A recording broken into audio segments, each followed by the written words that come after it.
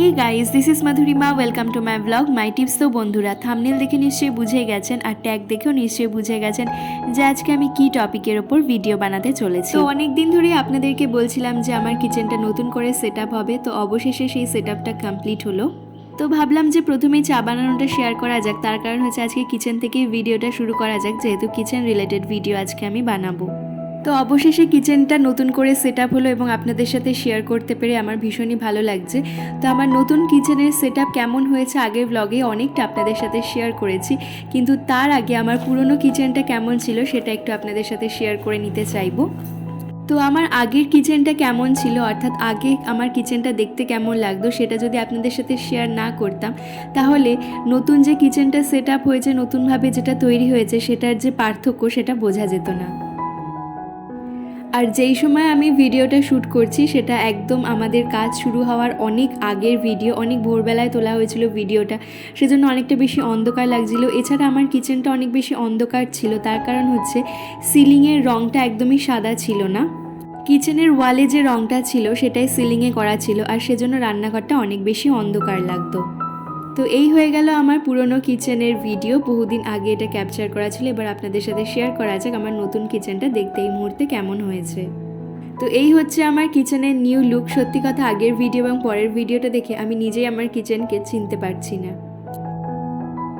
কয়েকটা টিপস এবং কয়েকটা টপিকস আপনাদের সঙ্গে শেয়ার করব। তার মধ্যে প্রথমেই যে টপিকটা আপনাদের শো করালাম সেটা হচ্ছে কিচেন গ্রানাইট। কিচেনের মধ্যে এই জিনিসটা হচ্ছে সবথেকে বেশি ব্যবহার্য এবং সবথেকে বেশি ইম্পর্টেন্ট জিনিস আমার মনে হয়।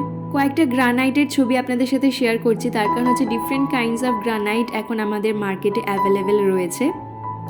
তো এই সবকটা গ্রানাইটের মধ্যে আমি এই ধরনের গ্রানাইটটা চুজ করলাম, তার কারণ হচ্ছে আমি প্রথমে ভেবেছিলাম একদম ফুল হোয়াইট যে গ্রানাইটগুলো হয় সেই ধরনের গ্রানাইট চুজ করব, কিন্তু তারপরে আমি আমার ডিসিশন চেঞ্জ করি।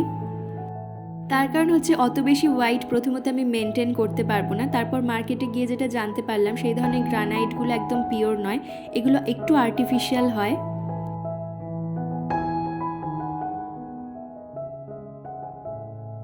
আর হোয়াইট শেডেড গ্রানাইট চুজ করার আরও একটা কারণ হলো হোয়াইট কিন্তু অনেক বেশি রিফ্লেক্ট করে এবং যে কোনো জায়গাকে বড় দেখাতে সাহায্য করে। আর গ্রানাইটের মাঝে দেখতে ভালো লাগার জন্য এই ধরনের একটা স্টোন দেওয়া হয়েছে।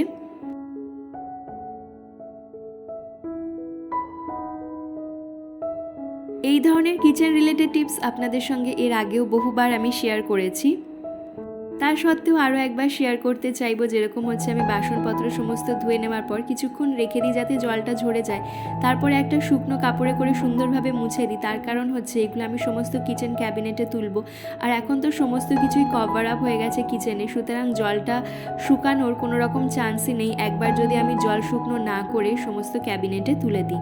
তাই কিচেন মডিউলার হোক কিংবা নন মডিউলার, যদি সমস্ত কিছু কভার আপ করা থাকে তাহলে অবশ্যই আমাদের উচিত জল শুকনো করে তারপর যে কোনো ক্যাবিনেটে বাসনগুলো তুলে দেওয়া।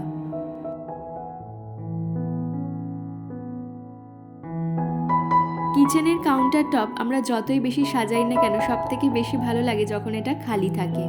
আমার কিচেনে দুটো কাউন্টার টপ, আমি তাই সবসময় চেষ্টা করি দুটো কাউন্টার টপকেই সবসময় ক্লিন এবং পরিষ্কার পরিচ্ছন্ন রাখার জন্য।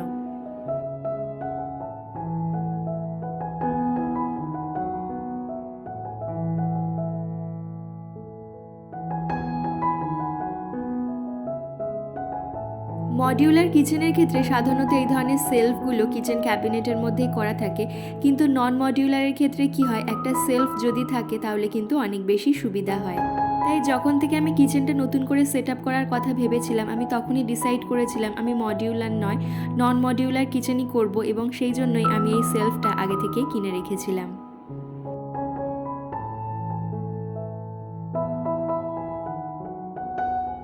কিচেনে ব্যবহার্য জিনিস কিন্তু প্রচুর, কিন্তু তার মধ্যে কিছু সামান্য জিনিস আমাদের প্রত্যেক সময় ব্যবহারে লাগে।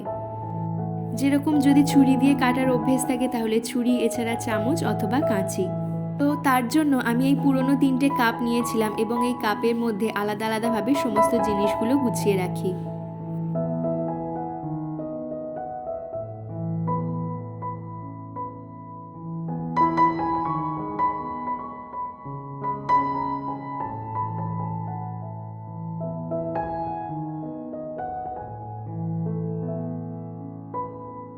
এটা নিয়ে আমি কিচেনের কাউন্টার টপে এক সাইডে রেখে দিই একটা ট্রের মধ্যে, কারণ এটা আমার সবথেকে বেশি প্রয়োজনে লাগে।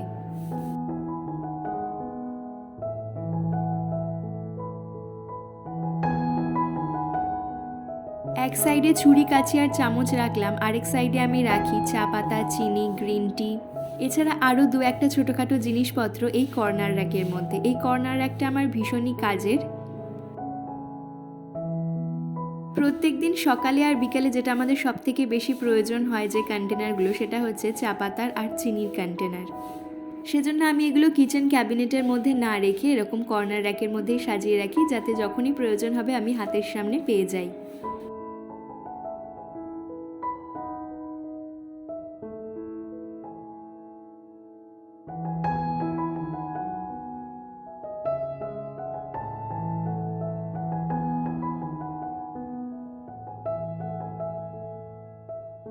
এরপর চলে আসবো নেক্সট টপিকে। আমি যখন কিচেন সেটআপের কথা ভেবেছিলাম, সানমাইকার কালার আমি আগে থেকেই চুজ করে রেখেছিলাম। এক্ষেত্রে অবশ্যই আমাদের নিজেদেরকে আগে থেকেই ভেবে নিতে হবে যে কিচেনের বেস কালার আমি কি রাখতে চাই।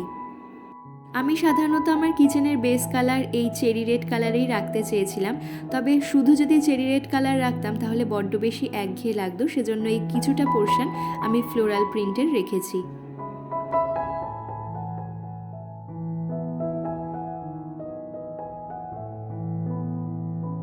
আমি মনে করি এই মিষ্টি শাইনি চেরি রেডের সানমাইকার সাথে এই ফ্লোরাল প্রিন্টের সানমাইকা অনেক বেশি সফিস্টিকেটেড মনে হচ্ছে।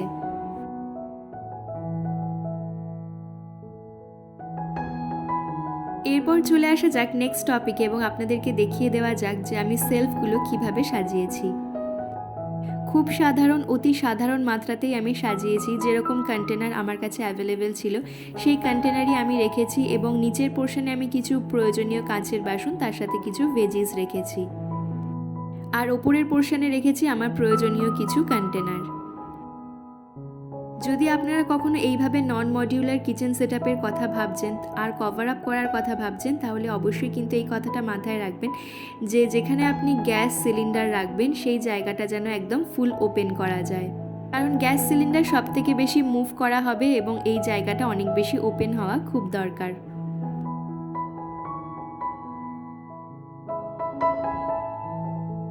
ক্লিনিং ইকুইপমেন্টসের জন্য আমি রেখেছি আলাদাভাবে একটি জায়গা। এই জায়গাটা সামনে থেকে দেখতে অনেক সরু মনে হলেও ভিতরে অনেকটা স্পেস রয়েছে।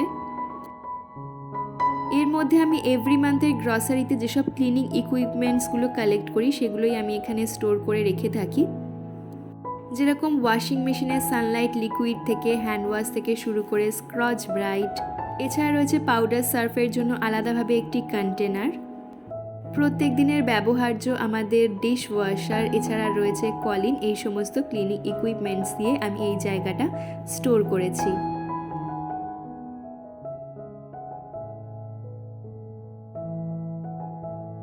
কিচেনের ওপরের পোর্শনে যে কিচেন ক্যাবিনেটটা আমরা তৈরি করিয়েছিলাম, সেই পোর্শনের একটা দিকে আমি রাখি এই ধরনের কাপগুলো, আর ঠিক ওপরের পোর্শনটা, একদম টপ পোর্শনটায় আমি রাখি হচ্ছে বেকিংয়ের সমস্ত জিনিসপত্র।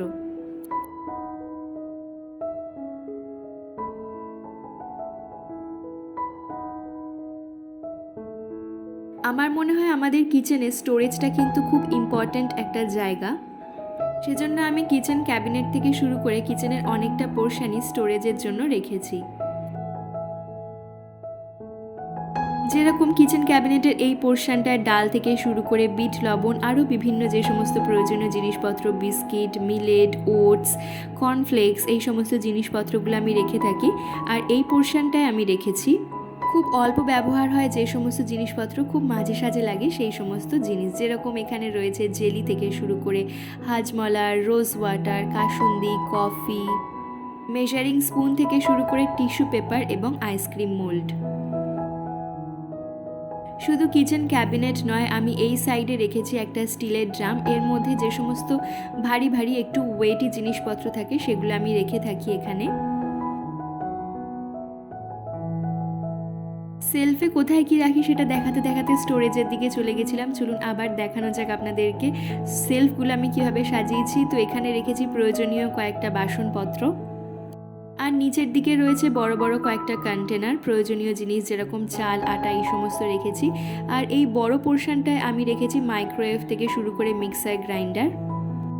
ওপরের পোর্শনটায় আমি মাইক্রোওয়েভ, তারপর রেখেছি ইন্ডাকশান, এছাড়া মিক্সার গ্রাইন্ডারে ডিফারেন্ট কাইন্ডস অফ যে কন্টেনারগুলো থাকে সেগুলো রেখেছি। আর নিচের পোর্শনে রেখেছি সমস্ত ভারী ভারী বাসনপত্র, যেরকম হাঁড়ি, কড়াই, প্রেসার কুকার।